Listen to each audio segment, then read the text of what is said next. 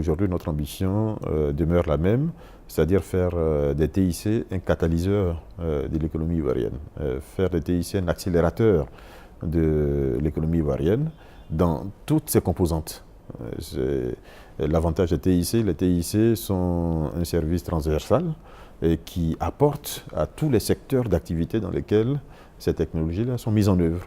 Donc aujourd'hui, avec les TIC, nous sommes en mesure de donner plus de dynamique au secteur de l'éducation, au secteur de la santé, au secteur de l'économie, à la gouvernance de l'État, au secteur de la justice, etc. Donc au secteur de l'agriculture, nous en parlions tout à l'heure. Donc tous ces acteurs qui jouent un rôle très important dans la marche de l'économie et dans la marche de la nation ivoirienne. Depuis quelques années, beaucoup a été fait, sur tous les plans. Nous avons commencé par remettre à plat l'organisation au plan réglementaire du secteur. Aujourd'hui, cela a été fait. Nous avons 3 nouvelles entités qui ont des missions très précises. L'une qui a des missions de régulation sur à la fois le secteur des TIC et le secteur de la Poste. Une qui a des missions d'accompagnement des projets de l'État et de la gestion du service universel des télécommunications. Et puis une troisième qui a la gestion des fréquences, qui sont, comme vous le savez, une ressource rare dans le secteur des télécommunications.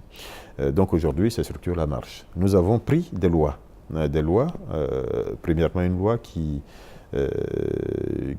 aujourd'hui régit l'ensemble du secteur des télécommunications, une loi générale donc qui porte code des télécommunications.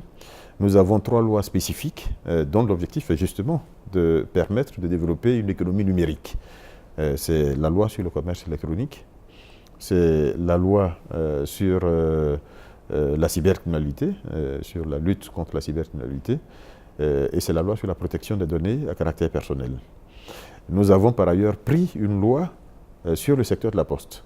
C'est important, nous n'en parlons pas souvent, mais le secteur de la Poste fait partie de nos missions. Nous avons la mission donc de développer cette activité-là en Côte d'Ivoire. Donc une nouvelle loi a été prise, qui remplace celle de 1976, qui aujourd'hui modèle ou remodèle complètement le modèle économique de la gestion de la Poste en Côte d'Ivoire. Nous avons pris ou adopté un plan de restructuration de la Poste de Côte d'Ivoire, qui est l'entreprise publique qui était jusqu'à maintenant en charge de la gestion du service universel de la Poste. Bon, tout ça est en cours. Nous avons pris d'autres mesures qui sont peut-être plus petites, mais qui sont importantes. C'est premièrement la création de points d'échange Internet, donc qui permettent aujourd'hui à tous les internautes, aux ISP, de faire des économies en bande passante, parce qu'on n'a plus besoin, pour 2 interlocuteurs qui sont en Côte d'Ivoire, d'aller sur la bande passante internationale et de revenir. Vous voyez, donc c'est des économies.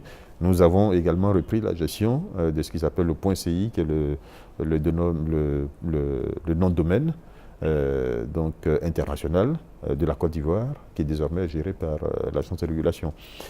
Au plan des infrastructures, nous avons aujourd'hui 2 câbles internationaux, alors qu'au moment où nous parlions il y a un an, il n'y en avait qu'un seul.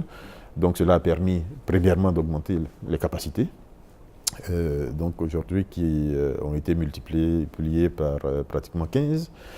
Et cela permet également plus de compétition.